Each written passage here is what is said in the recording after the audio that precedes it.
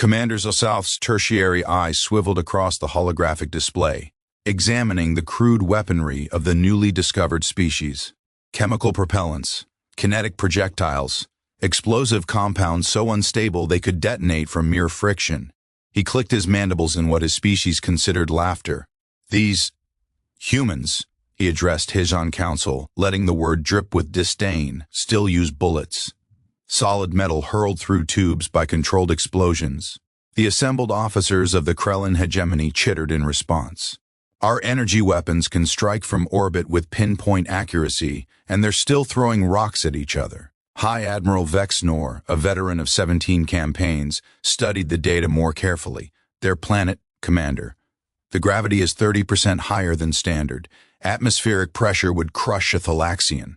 And according to the surveys, 90% of their native species are predatory. A Deathworld, Zxalth dismissed, which produced Deathworld primitives. They've barely achieved faster than light travel. Their largest warship carries fewer than 3,000 crew. This will be over in a solar cycle. But there was something in the human transmissions that troubled Vexnor. When the Krellan fleet had entered their system without permission, the human response wasn't panic or desperate diplomacy. It was a single message. Leave now, or learn why Earth exports soldiers, not diplomats. The Krellan Hegemony had not achieved dominance over 17 star systems by heeding threats. 3 days later, Zxalth ordered the assault. The human homeworld, Earth, orbited a stable yellow star at the ragged edge of an unremarkable spiral arm. Zxalth's fleet of 90 warships entered the system in a standard conquest formation, expecting token resistance followed by surrender. The humans had 62 ships to defend their world. They're positioning for engagement, the tactical officer reported. Commander, they're not running. Good, Zxalth said. I'd hate to chase them. He opened fleet-wide communications. All vessels advance. Disable their fleet, then position for ground assault. Try to minimize damage to their infrastructure. They'll need those factories to pay their tribute. The human fleet accelerated toward them. Insanity, Zxalth thought. Beautiful exploitable insanity. The first human salvo caught him off guard. Not because it was particularly effective, his shields absorbed the kinetic impacts easily, but because of the sheer volume. Thousands of projectiles hurled at relativistic speeds by electromagnetic accelerators. Railgun fire, he realized, an ancient technology, but they'd refined it to a terrifying degree. Shields holding at 97%, reported the defensive coordinator. Their weapons lack the energy to the second wave hit. Nuclear-tipped missiles, hundreds of them, each fragmenting into dozens of submunitions that overwhelm point defense systems through pure saturation. 3 Krellan destroyers lost shields. 2 more took hull damage. Return fire, Zxalth ordered. Particle beams, full spread. The Krellan energy weapons lanced out, and human ships began dying, but they didn't break formation. They didn't retreat. Instead, they closed distance, accelerating into effective range of their primitive weapons. Commander, they're launching fighters, Tactical called out. Thousands of them. Primitive chemical rockets and kinetic cannons. Ignore them, Zxalth ordered. Focus on the capital ships. That was his second mistake. The human fighters weren't there to dogfight. They were missiles with pilots. Kamikaze runs that sacrificed individual craft to deliver precision strikes against Krellan weapon arrays and shield generators. They worked in coordinated swarms, and they didn't care about their own survival. Lieutenant Marcus Chen gritted his teeth as alarms blared through his Viper-class interceptor. He'd lost his right engine to plasma. Fire, and his cockpit was leaking atmosphere. None of it mattered. The Krellan Dreadnought's shield generator was 15 seconds ahead, and his remaining ordnance was armed. Victory or Valhalla, he whispered, and punched his throttle to maximum. The generator exploded in a cascade of energy, and a 2-kilometer section of the Dreadnought's shields collapsed. Railgun batteries, target Sector 7 Gamma, ordered Captain Sarah Okonkwo from the bridge of the U.S. Indomitable. Fire on my mark. The battleship shuddered as its main guns discharged. 6 tungsten carbide penetrators, each massing 4 tons, accelerated to 0.3 light speed. Without shields, the Krellan Dreadnought's armor was just expensive metal. The penetrators punched through 11 decks before detonating their nuclear cores deep in the enemy ship's reactor compartment. Zxalth watched in disbelief as his flagship died. 17 minutes into the battle, and he'd lost 11 ships. The humans had lost 32, but they weren't stopping. Every disabled vessel turned into a bomb. Every damaged fighter became a guided missile. They fought like the apex predators their evolution had forged them to be. "Pull back to defensive formation," he ordered. "Prepare for—" "Commander, they're launching ground forces," Tactical interrupted. "Massive drop pods, thousands of them, heading for our staging bases on the third moon." What? That made no tactical sense. The moon bases weren't threats, just logistics. Let them waste their troops, focus on the fleet engagement. But High Admiral Vexnor understood first. "They're not trying to take the bases, Commander. They're denying us resupply. Our ships are 15 light years from home. Theirs are fighting in their own system. This isn't conquest. It's their conquest." The truth settled over Zxalth like ice. The humans weren't defending. They were hunting. On the third moon, Sergeant First Class James Williams crashed through the Krellan supply depots.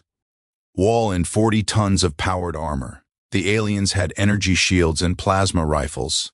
His unit had kinetic weapons, shaped charges, and 300 years of combined combat experience. It wasn't even close. "Contact front," someone called. Williams spun, his armor's targeting system painting 6 Krellan soldiers. His rotary cannon spun up with a whine that promised violence. Chemical propellants were primitive. They were also reliable, devastating, and produced a sound that triggered primal fear in any species with auditory sensors. The 6 Krell didn't stand a chance. "Depot secured," Williams reported. "They had enough supplies here to feed a fleet for 2 months. Now they've got a crater." Similar reports flooded in from 12 other strike teams. The Krellan forces were being systematically isolated, their supplies destroyed, their reinforcements interdicted. The humans weren't just fighting, they were waging total war with a precision that spoke of generations of practice. In space, the battle turned into a slaughter. Human ships used tactics that violated every conventional doctrine: suicidal attack runs, ships used as shields for others, weapons fired at point-blank range regardless of splash damage. They accepted casualties that would break any other species and kept fighting. "Commander, we must retreat," Vexnor urged. "We've lost 53 ships. They still have 30 operational vessels, and they're receiving reinforcements from their outer colonies." Zxalth stared at the tactical display, watching his fleet disintegrate. In the span of 6 hours, the Krellan Hegemony's largest invasion force had been reduced to desperate survival, and the humans were accelerating their offensive. "All ships," he transmitted, his pride ashes in his throat, "disengage and retreat. Maximum speed." The surviving Krellan vessels turned and ran. The humans pursued just long enough to ensure they were gone, then returned to defensive positions. They'd won, but their homeworld's orbit was a graveyard for ships of both species. The Galactic Council received Zxalth's report 3 weeks later. The chamber fell silent as the recordings played. Human fighters sacrificing themselves without hesitation, kinetic weapons tearing through advanced shields, soldiers who fought with a ferocity that spoke of predatory evolution refined by constant warfare. "These humans," the council speaker said slowly, "come from what we classify as a Class 12 death world. Gravity, predator density, disease load, environmental hostility, all at the extreme end of survivability. Every creature on that planet is either prey that learn to fight back or predators that learn to fight each other. And humans," Counselor Thex added, reading the report, "are persistence predators. They evolved to chase prey until it collapsed from exhaustion. Their entire civilization is built on the concept of outlasting their enemies." Zxalth addressed the council, his mandibles trembling with something between rage and terror. "They don't fight like civilized species. They use overwhelming force, accept horrific casualties, and refuse to acknowledge defeat. When we destroyed their ships, they rammed us. When we killed their soldiers, more appeared. They turned their own dying vessels into weapons. They enjoyed it." The recording played one final transmission, captured as the Krellan fleet fled. It was from Captain Okonkwo, broadcast on all frequencies in clear galactic standard. "This is Captain Sarah Okonkwo, of the United Earth Space Service. Carry this message back to your hegemony and any other species considering aggression against humanity. We are from Earth.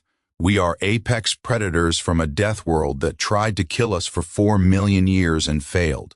We mastered fire, split the atom, and walked on our moon before we knew other species existed. We have fought ourselves in wars so terrible they scarred our entire planet, and we survived by learning to fight better. Our primitive weapons are the refined products of 10,000 years of continuous warfare. Our tactics are written in the blood of billions. We don't seek conflict, but when it comes to our door, we don't just fight back, we win. There was a pause, then her voice turned cold. Consider that before you mistake our restraint for weakness again. The Council voted unanimously to establish formal diplomatic relations with Earth. The Krellan Hegemony offered full reparations and a non-aggression pact. 17 other species quietly shelved their expansion plans. Commander Zxalth retired from military service. Some nights he still heard the sound of human kinetic weapons, that primal, chemical roar of controlled explosions hurling death at supersonic speeds. That sound, he realized, was the echo of a species that had learned to weaponize everything, including themselves. Humans called their homeworld Earth. The galaxy would come to know it by another name, the place where war itself was born, refined, and perfected. A death world that didn't just produce survivors, it forged warriors who brought their battlefield with them to the stars, and the galaxy would never underestimate them again.